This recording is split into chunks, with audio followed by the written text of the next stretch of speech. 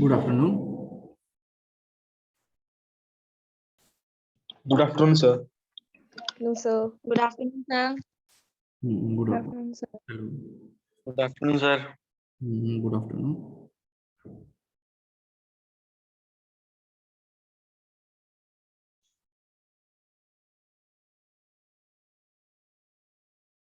ये कौन है भाई? It's Ankit.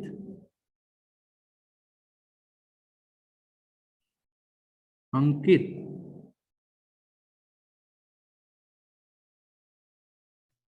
Yes sir.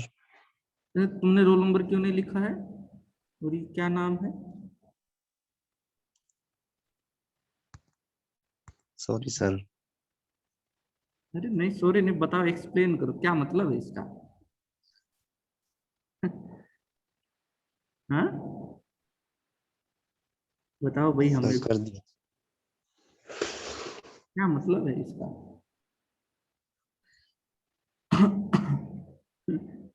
अरे अपनी हरकतों से बाज आ जाओ, अब तुम 12th क्लास में नहीं हो। नाम लिखा करो पूरा।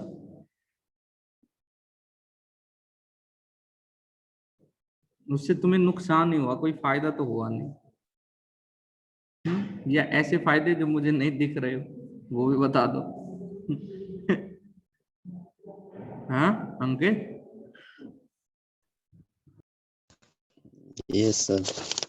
बताओ कोई फायदे जो मुझे नहीं पता हो। नहीं सर। जो फायदे तुम सोच रहे हो वो नाम से नहीं होते हैं, वो काम से होते हैं। ठीक है, देखो किसी लड़की ने भी नहीं लिख रखा है, नहीं तो लड़कियां लिखती हैं ऐसे। ठीक है, बताओ, चलो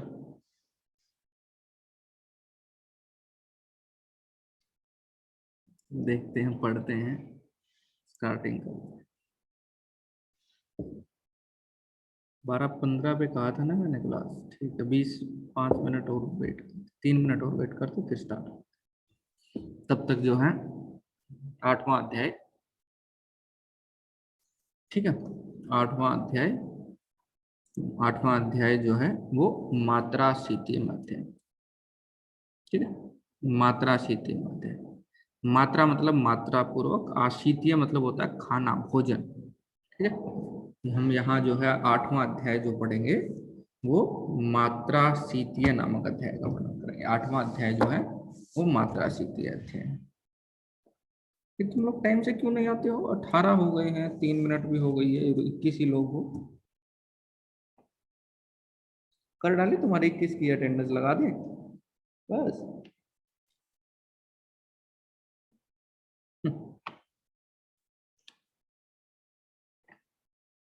चलो 2 मिनट और वेट करते हैं, फिर देखते हैं।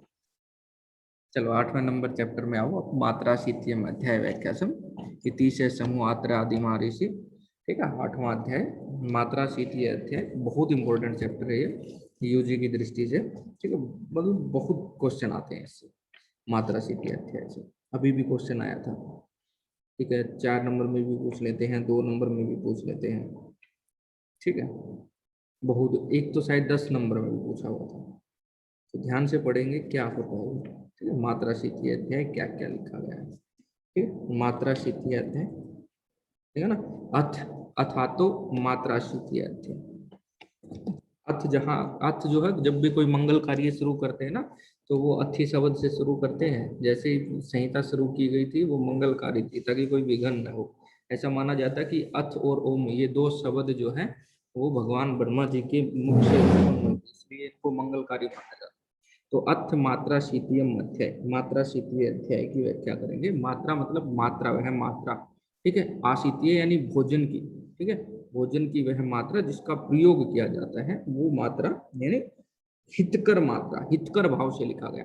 कितनी मात्रा जो है इस अध्याय का भाव यानी हितकर मात्रा डिसाइड करना। मात्रा आशीतीय यानी भोजन की मात्रा, हितकर मात्रा क्या होती है, क्या हितकर होती है, क्या क्या चीजें हैं वो सब इसमें पढ़े। ठीक है। तो सबसे पहले आहार मात्रा का वर्णन। ठीक है, मैंने उस दिन भी आपको समझाया था कि आप कैलोरी से सब लोग मापते हैं, लेकिन हम कैलोरी से नहीं मापते।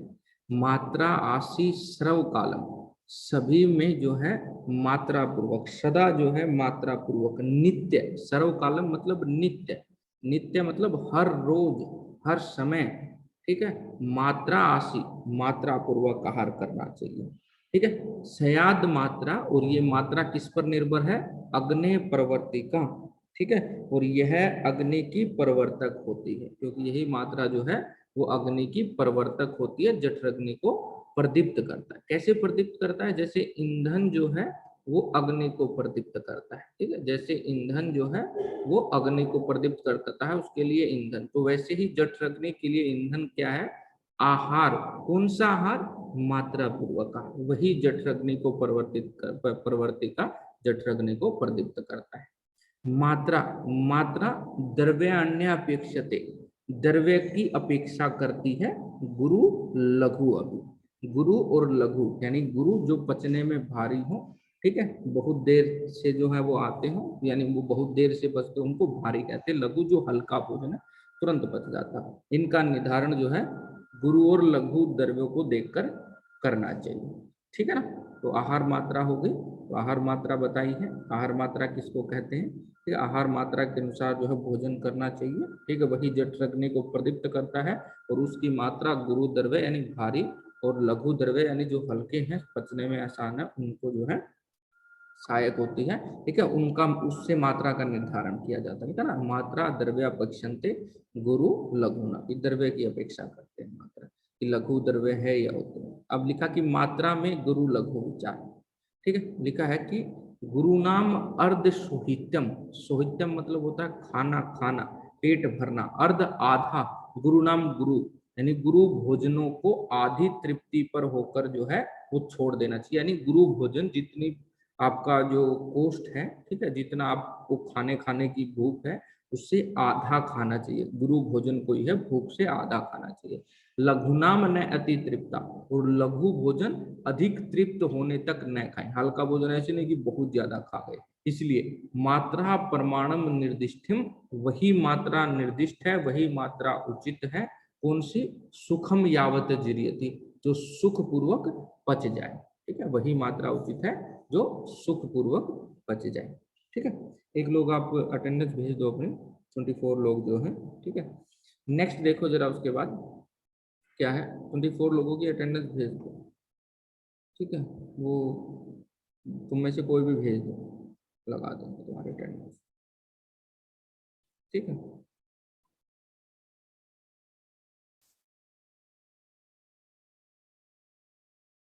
भेजो जरा।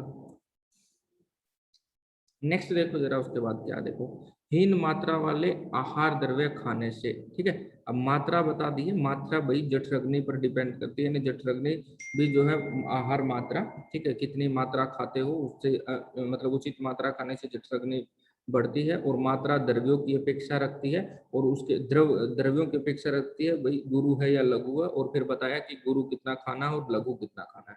अब उसके बाद लिखा है कि हीन मात्रा। ठीक है, मात्रा मतलब हीन मात्रा खाने से, है ना, हीन मात्रा वाले आहार से क्या हानि होती है, यानी हीन मात्रा मतलब उचित मात्रा से कम खाने से क्या होता है। ठीक है, तो वो हानि बताइए कि भाई उचित मात्रा से कम खाने से क्या क्या होता है। देखो लिखा है उचित मात्रा से कम खाने से क्या होता है। ठीक है, तो ये देखो इसमें लिखा है कि भोजनम हीन मात्रा तो न बलन उपचय ओज से। ठीक है, तो न बलो उपचय, बल का उपचय नहीं होता, यानी बल नहीं आता है शरीर में। उपचय मतलब शरीर की पुष्टि नहीं होती है ओज से, और शरीर में ओज नहीं बढ़ता है। ठीक है, ओज से शरीर में ओज नहीं बढ़ता है। सर्वेशम वात रोगाणाम हेतुता च प्रपद्यते। ठीक है, सर्वेशम सभी, वात रोगाणाम हेतुताम च प्रपद्यते, और सभी वात रोगों की उत्पत्ति का कारण होता है। यानी देखो, अगर आहार हीन मात्रा में करोगे तो आहार से बनता आहार रस, और रस से बनता बाकी सारी वाली धातुएं, तो धातुएं ही नहीं बनेगी तो शरीर की पुष्टि कैसे होगी? पुष्टि होगी ही नहीं। जब धातुओं का क्षय हो जाएगा, शरीर की पुष्टि नहीं होगी, तो क्या कुपित होगा? तो वात व्याधि, तो वात व्याधि जो है हो जाएंगे। नेक्स्ट देखो जरा, अति मात्रा वाले आहार से हानि, अधिक मात्रा वाले आहार से हानि।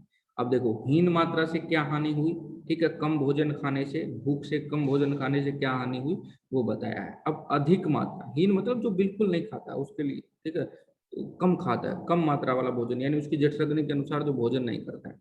उसके बाद अत्यधिक करता है, तो लिखा कि सर्वनाशु दोष्यान प्रकोप देते, वो सभी दोषों को प्रकोपित करता है, ठीक है, वो सभी दोषों को प्रकोपित करता है, ठीक है, ठीक है ना। और वात आदि सभी दोषों को शीघ्र ही प्रकोपित कर देता है अधिक मात्रा में, और दोष प्रकोपित हो गए तो रोग हो गए, ठीक है, दोष प्रकोपित हो गए तो रोग हो गए। अब देखो विसूचिका के लक्षण, ठीक है, अब एक रोग बताया है, एक विसूचिका और एक अल्सर, दो रोग कहे गए हैं, ठीक है।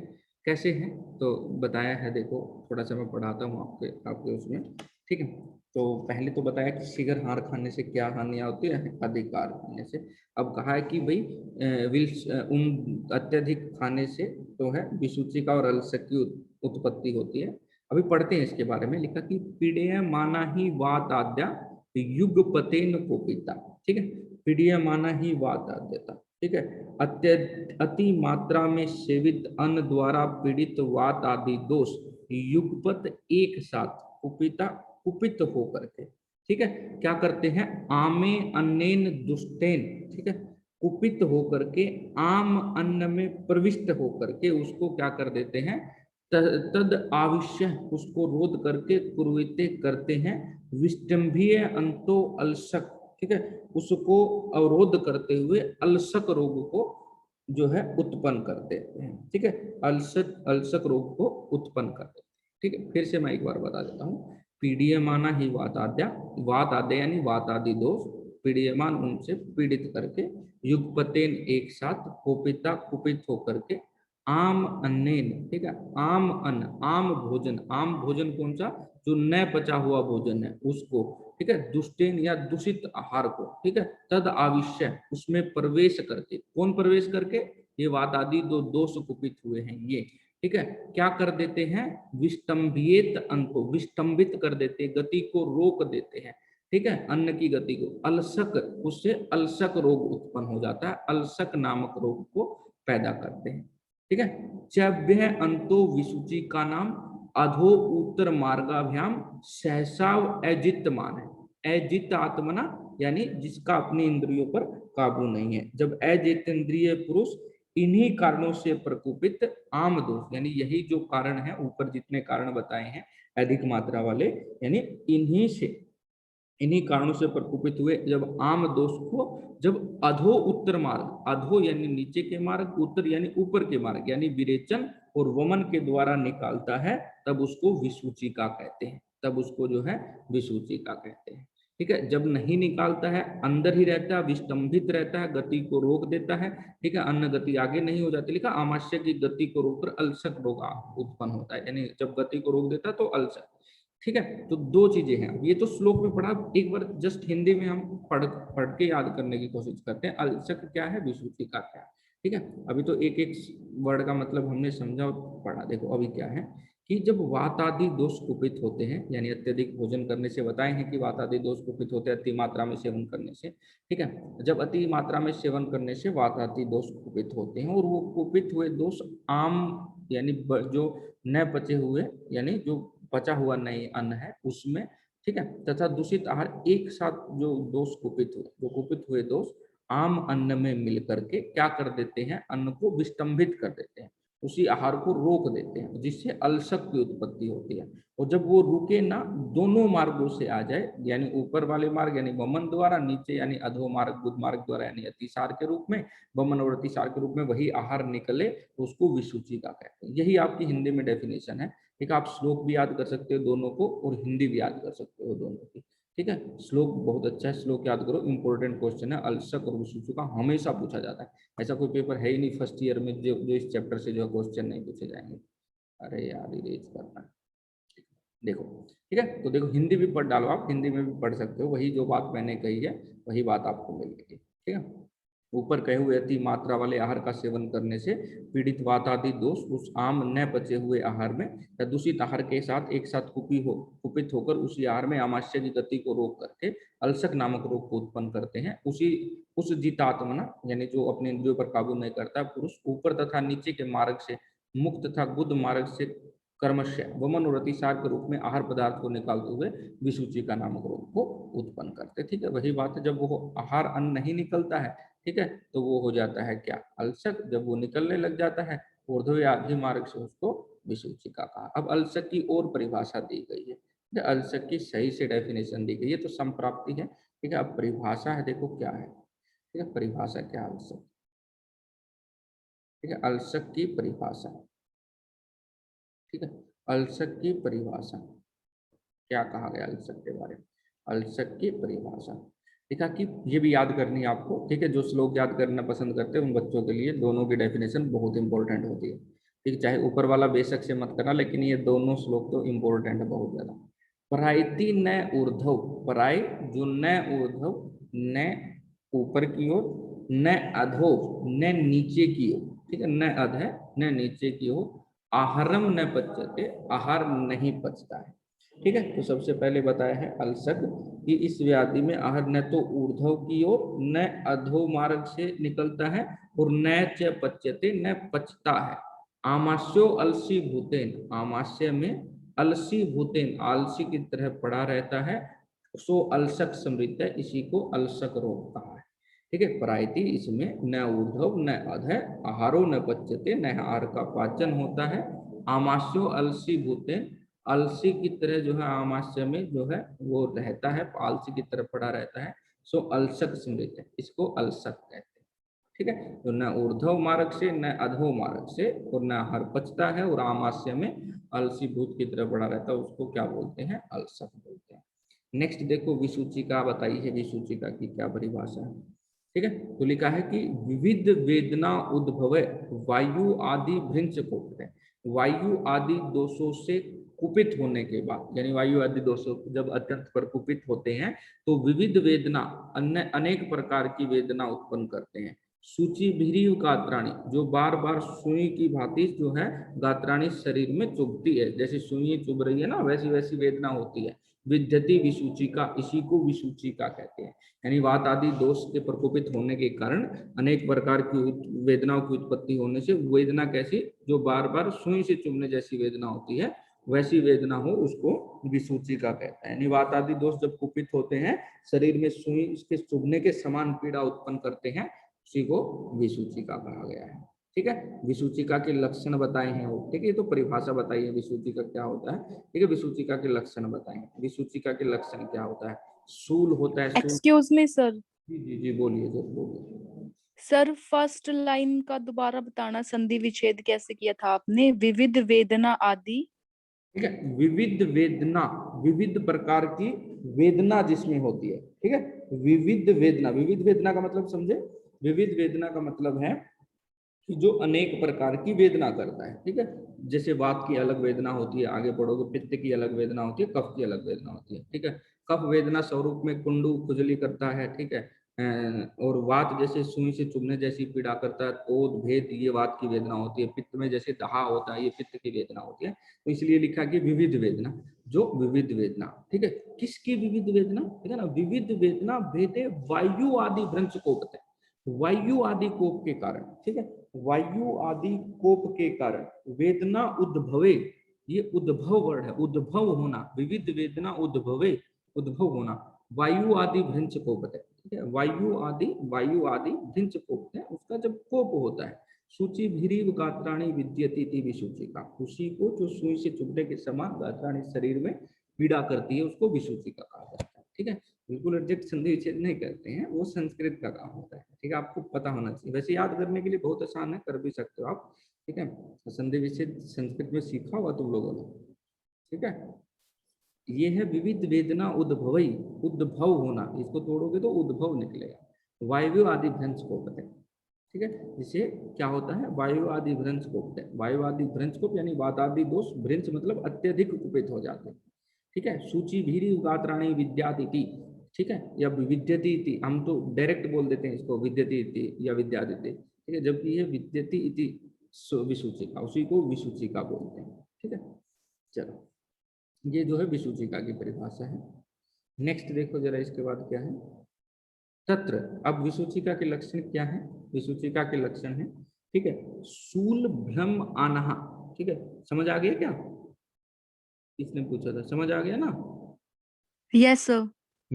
शूल भ्रम अनहा कंप स्तंभ आद्यो अनेला, ठीक है। विसूचिका के लक्षण है शूल, देखो वात दोष से, अब वात दोष से, अगर वात दोष है तो क्या होगा, शूल। अब ये टिपिकल लक्षण है, वात में ऐसे ही लक्षण, जहां जहां वात मिलेगा तुम्हें ऐसे ही लक्षण मिलेंगे, शूल होना, भ्रम चक्कर आना, आनहा, ठीक है, कंप कंपी होना, स्तंभ जकड़ाता जड़ता होना, अनिलात, ये अनिल से लक्षण होते हैं, यानी वात दोष की इन्वॉल्वमेंट है तो ये लक्षण होंगे। पित्त से देखो ज्वर, अतिसार, दहा, तृष्णा, प्रलय आदि, तो दिखा कि ज्वर से अतिसार, दहा, तृष्णा यानी प्यास, प्रलाप जो है प्रलाप करना यानी कुछ भी बकना, देखो इन्होंने बिल्कुल लोकल लैंग्वेज यूज की है, तो आप ये नहीं यूज करोगे एग्जाम में, आप प्रलाप ही लिखोगे, आपको समझाने के लिए कि प्रलाप क्या होता है, इसीलिए ब्रैकेट में दिखा है, कुछ भी बकना उसको प्रलाप कहते हैं, तो ये पित्त के कारण होता है, पित्त दोष के कारण। अब कफ के छर्दी वमन होना, अंग गुरुता, ठीक है, शरीर अंग गुरुता यानी अवयव में भारीपन होना, अंग मतलब अंग, शरीर के अंग, गुरुता उनमें भारीपन, वाक संग, वाणी का रुकना, ठीक है, स्टीवन आदि, और स्टीवन यानी थूकना, बार बार थूकना, ये लक्षण जो है वो होते हैं। स्टीवन का मतलब होता है थूकना, बार बार वो आना, तो ये लक्षण जो है ये कफ के कारण होते हैं। विसूचिका के लक्षण वात से ये होंगे, पित्त से ये होंगे और कफ से होंगे, तीनों के अलग अलग दिए गए, ठीक है, तीनों के अलग अलग दिए। उसके बाद देखो नेक्स्ट क्या लिखा है, अल्सक का वर्णन, ठीक है, अल्सक का वर्णन क्या होता है, फिर से अल्सक, देखो डेफिनेशन आपको अलग दी गई है, संप्राप्ति अलग दी गई है, अब और भी ज्यादा डिटेल से आपको समझाया है कि अल्सक क्या है, ठीक है, तो अब देखेंगे हम आगे से पढ़ेंगे क्या लिखा है। अल्सक तो लिखा है अल्सक के बारे में, विशेषात दुर्बल, लिखा ना, विशेषात दुर्बल से अल्पवहिनी वेग विधारिण पीड़ित मारुत न, लिखा ना, मारुतेन ने श्लेष्मा रुद्र मंत्रा, ठीक है, तो लिखा है, मैं फिर से पढ़ता हूं आपको, यानी जो विशेष रूप से दुर्बल है, ठीक है, अल्पवहिनी, अल्प अग्नि वाले, अल्प अग्नि यानी अल्प जठरग्नि, जिनकी जठरग्नि मंद है, ठीक है, और नेक्स्ट देखा है पीड़ितम मारुतेन न श्लेष्माणम रुद्र मंत्रा, सॉरी उससे पहले वेग विधारण भी है, वेग यानी अधारणीय वेगों को रोकने से, पुरुष में, ठीक है ना, मारुतेन वायु के द्वारा पीड़ित अन्न, ठीक है, ये अन्न है, ठीक है, मारुतेन अन्न, मारुतेन वायु के द्वारा पीड़ित अन्न, श्लेष्मा रुद्धम अंतरा, ठीक है, वायु के द्वारा पीड़ित अन्न, ठीक है, क्या लिखा ना पीड़ितम मारुते यानी वायु के द्वारा पीड़ित अन्न कफ के द्वारा अवरुद्ध होकर के, ठीक है, आमाशय में कफ के द्वारा अवरुद्ध होकर के क्या करता है, अलसह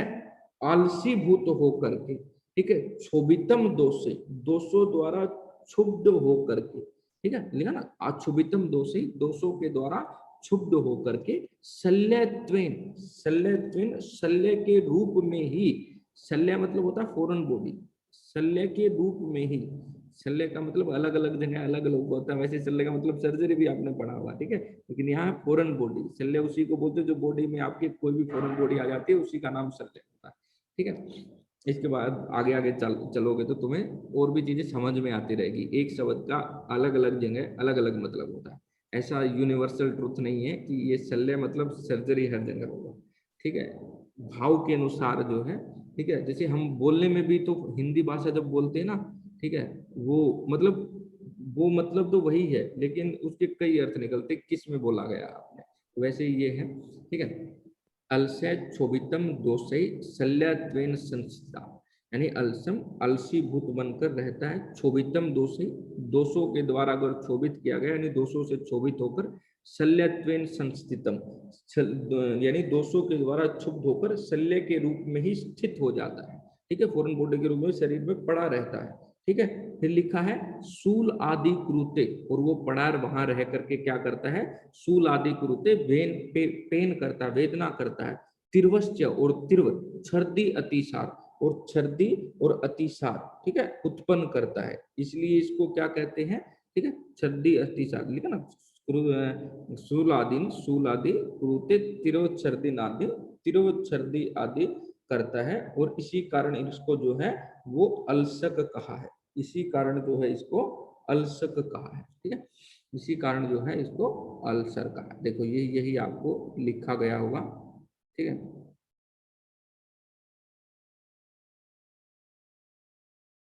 सॉरी, हाँ ये वर्जितान वर्ड में पढ़ना भूल गया ना। पता है। देखो शूलादि क्रूते, शूलादि करता है, तिरो तीव्र शूल करता है, छर्दी अतिसार वर्जितान, छर्दी और अतिसार को छोड़ करके, ठीक है, छर्दी और अतिसार को छोड़ करके, ठीक है, वर्जितान होता है, वर्जित नहीं होता है, छर्दी और अतिसार को छोड़ करके, ठीक है, यानी छर्दी और अतिसार किसमें होते हैं, विसूचिका में, ठीक है, ये सिर्फ वेदना पड़ता है, वहां पे सारे काम करते हैं, ठीक है। अब मैं फिर से एक बार हिंदी में पढ़ा देता हूँ आपको, लिखा है यह रोग विशेषकर दुर्बल मंद अग्नि वाले, ठीक है, जो वेगों को रोकते हैं उनको, ठीक है, इसमें खाया गया आहार वात द्वारा पीड़ित होकर कफ के कारण आमाशय में ही रोक दिया जाता है, ठीक है, वात आदि दोषों द्वारा उसको क्षोभित करना है, हिलाना डुलाना जाने पर भी वह आमाशय में शल्य के रूप में रहता है, शल्य मतलब फॉरेन बॉडी के रूप में वो पड़ा रहता है, ठीक है, बाहर ही ऐसा लगता है कि कुछ चीजें पड़ी है, ठीक है, कष्टकारक शूल आदि विकारों को करता है, शूल मतलब पेन होता है,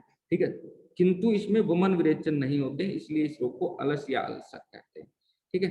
अब नेक्स्ट देखो दंडाल्सक का वर्णन आ गया, दंडा नाम से ही पता है, डंडे के समान जो जकड़ ले, ठीक है, दंडाल्सक अभी पढ़ते हैं, देखो क्या है, लिखा कि अत्यर्थ दुष्ट दोषा दुष्टम अबद्धखा यांते त्रियकनु सर्व दंड स्तंभयति चेत दंडाल्सक नाम तम तज्जेत आशुका, ठीक है, तो लिखा अत्यर्थम दुष्ट, अत्यधिक दूषित, ठीक है, अत्यधिक दूषित, लिखा ना, अत्यर्थम दुष्टतु दोषा, अत्यधिक दूषित दोष, दुष्ट आम, दूषित आम के कारण बद्ध अवरुद्ध हुए, खा मतलब स्रोतस, ठीक है, मैं फिर भी पूरी की पूरी बताने की कोशिश करता हूँ आपको कि उसका मतलब क्या है, खा का क्या मतलब इधर वो स्रोतस है, खा मतलब खालिस्तान, स्रोतस वही होते हैं जहाँ खालिस्तान, जहाँ से चीजें ये चैनल होते हैं, ठीक है, स्रोतस के बारे में आप फिजियोलॉजी में भी पढ़ा होगा, तो ये चीजें हैं, ठीक है। अगर आप ऊपर वाला फिर मैंने बताया कुछ श्लोक कुछ याद करने के होते हैं, जैसे मैंने इसमें आपको बताया था,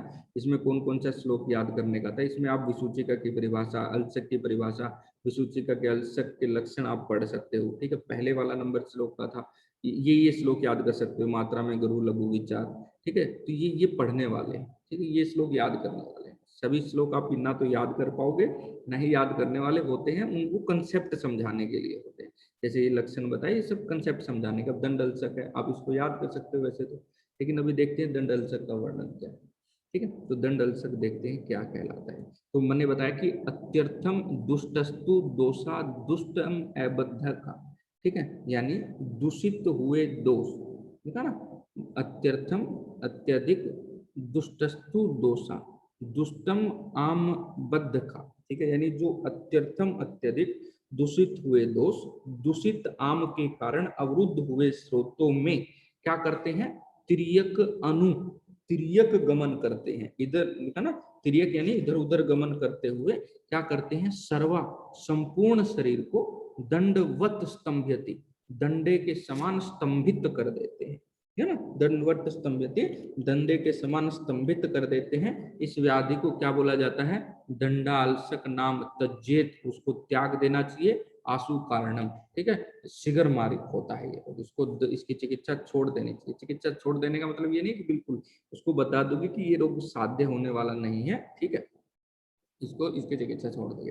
अब दंड अल्सर का वैसे आजकल जनरली बहुत कम लोगों में ये देखा जाता है, लेकिन कई बार है ना, ऑस्टियोआर्थराइटिस एक ऐसी टाइप की होती है जिसमें आपकी जो वर्टिब्रा है ना वो बम्बू शेप हो जाती है, ठीक है, बैम्बू शेप्ड, जब आगे पढ़ोगे, ठीक है, बिल्कुल बम्बू की तरह से वर्टिब्रा, जैसे ऐसे जैसे वर्टिब्रा का वो होता है ना स्पाइन, ऐसे मतलब वो नहीं होता, वो बिल्कुल बम्बू शेप हो जाती है, ठीक है, उसी को दंड अल्सर आजकल बोलते हैं, सर मैं समझाने के लिए बता रहा हूँ, क्या पता वो नहीं होता होगा, मेरा मानना ये है कि वो वही होता है, ठीक है, सबके अलग अलग आयुर्वेद में अपने अपने मत होते हैं, क्योंकि वो मॉडर्न का कंसेप्ट है, ठीक है, ये आयुर्वेद का कंसेप्ट है, लेकिन हम मतलब समझने के लिए ऐसा मानते हैं। अब देखो आम विष का वर्णन, ठीक है। अब नेक्स्ट लिखा आम। आम मैंने बताया ही था आपको, अन्न कच्चा भोजन, जो भोजन पका नहीं होता है, शरीर में पड़ा रहता है, उसी को आम कहते हैं। तो लिखा है कि विरुद्ध असन, ठीक है, विरुद्ध असन, ठीक है, अध्यसन, अध्यसन। अभी इनकी सबकी डेफिनेशन आएगी, अजीर्ण और अजीर्ण, ठीक है। लिखा है सीलिनो विष लक्षण, ठीक है, सीलिनो, इसमें भी जो आहार करता है, यानी विरुद्ध असन, अध्य असन और अजीर्ण अवस्था में भी आहार करने वाले पुरुष का आम दोष जो है, ठीक है, कष्ट कारक होता है। इसी को विष लक्षणम, इसी में विष के लक्षण आ जाते हैं, इसी को आम विष बोलते हैं। आम दोषम महाघोरम वर्जित विष संज्ञकम, इसलिए इसी को, ये विष जो है, ठीक है ना, ये विष के विष लक्षण मैंने विष के समान अपना प्रभाव दिखाता है। देखा कि आम दोषम महाघोरम, आम दोष जो है वो महाघोर होता है, यानी कष्टदायक होता है, ठीक है। वर्जित विष संज्ञकम, विष को कह करके इसकी चिकित्सा वर्जित कर देनी चाहिए, ठीक है। लिखा है कि विष रूप आशुकारित्वम, विष के सम्मान ही ये आशुकारिक है, शिगर मारक होता है, विष के समान है।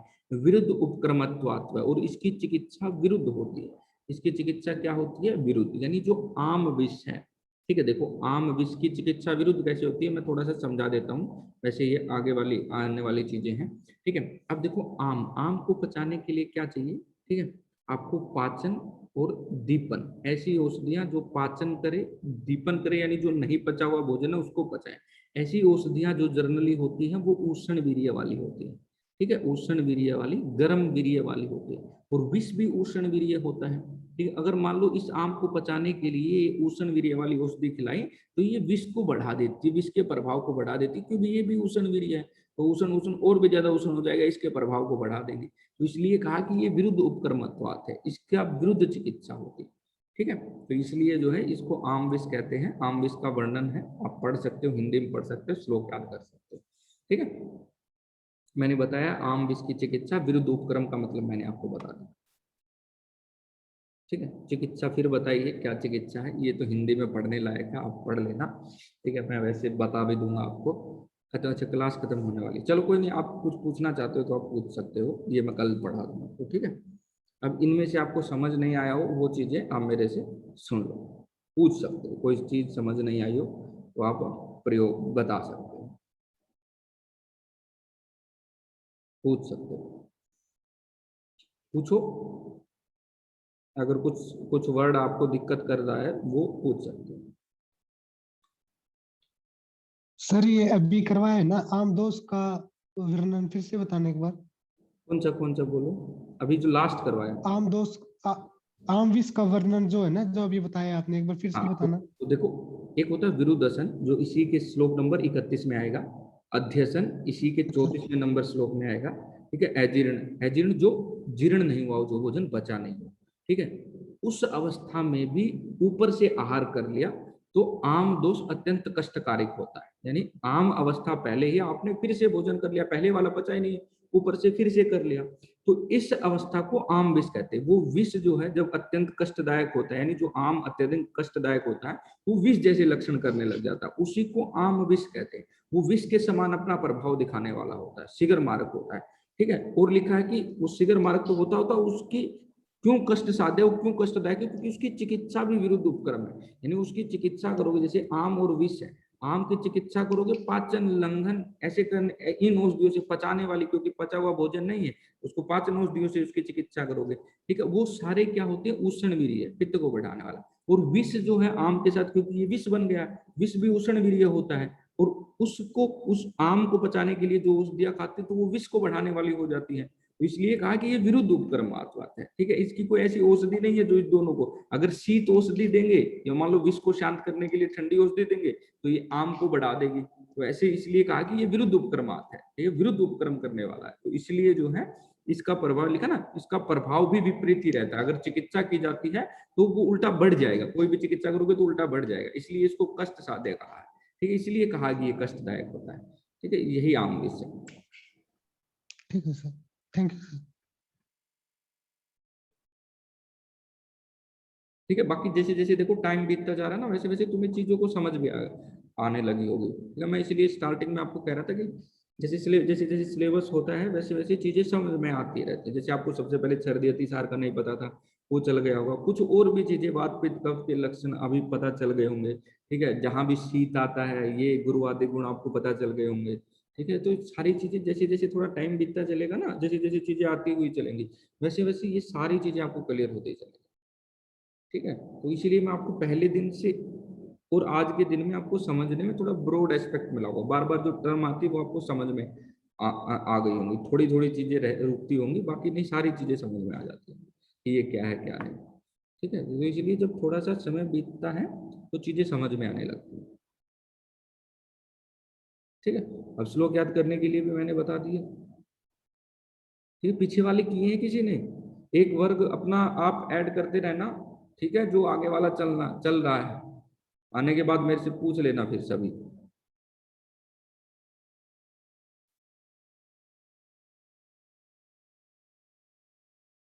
और अपना नाम लिखा करो, ये सभी लोग रोल नंबर लिखा करो अपना।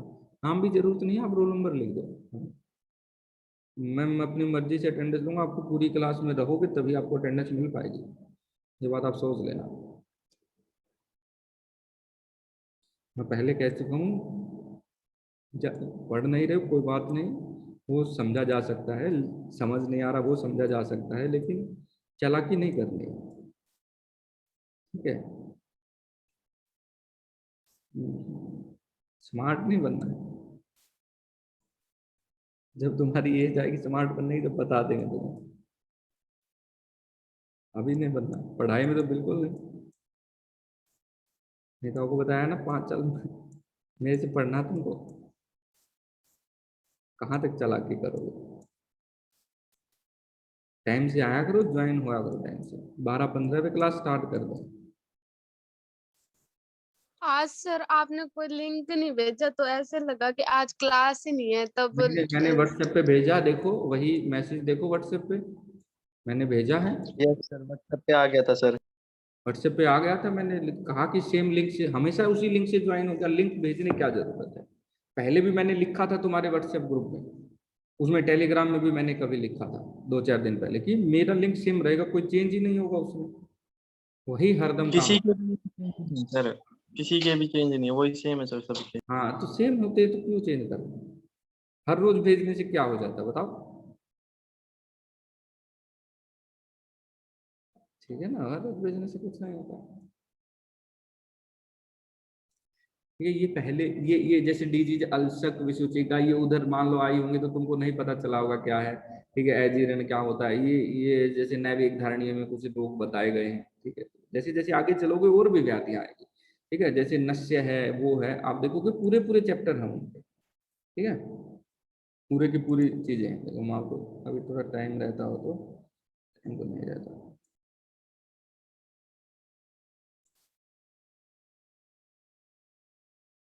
अच्छा, ये तो दोष आ गए हैं फिर से, ये तो उसका टॉपिक।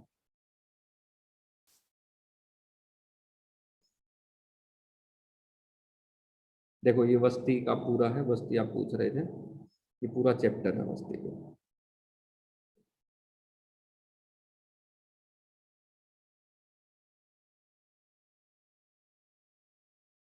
ये रहा देखो वस्ती, वस्ती आदि विधि अध्याय, देखो पूरा का पूरा चैप्टर, वो एक 19वां चैप्टर वस्ती विधि अध्याय। ठीक है, वस्ती शब्द क्या है क्या नहीं सब चीजें दी है उसमें। वस्ती का प्रयोग कहाँ करते हैं, एनीमा समझ लो इसको अभी समझने के लिए कि भाई ये एनीमा की तरह दिया जाता है वस्ती। ठीक है, एनीमा तो वैसे जनरली मतलब जैसे इंजेक्शन से देते हैं या कुछ और, ये इसमें टिपिकल वस्ती यंत्र होता है, बस कंसेप्ट वही है। मतलब वो भी एनिमा वाला कंसेप्ट इधर से लिया गया वस्ती से, क्या वस्ती के लाभ हैं। ठीक है, सब चीजें वस्ती, कितने प्रकार की वस्ती होती है। ठीक है, अनुवासन जो तेल से देते हैं, आस्थापन जो क्वाथ है, सब सब चीजें मिलेंगी आपको इसमें, पूरा का पूरा चैप्टर है। ठीक है, ऐसे ही निरूहण, ये आस्थापन वस्ती को बोलते हैं, किन किन में वो नहीं देनी चाहिए। ठीक है, सब आए, मैं बता रहा था ना आपको, पूरी की पूरी चीज, पूरे के पूरे चैप्टर है उन पे, एक एक टर्म पे। तो अभी जैसे पहले आप पूरा चैप्टर नहीं बता सकते हो, नहीं तो आप वो पहला चैप्टर छोड़ दोगे। ठीक है, इसलिए आप एक बात बता के थोड़ा समझने के लिए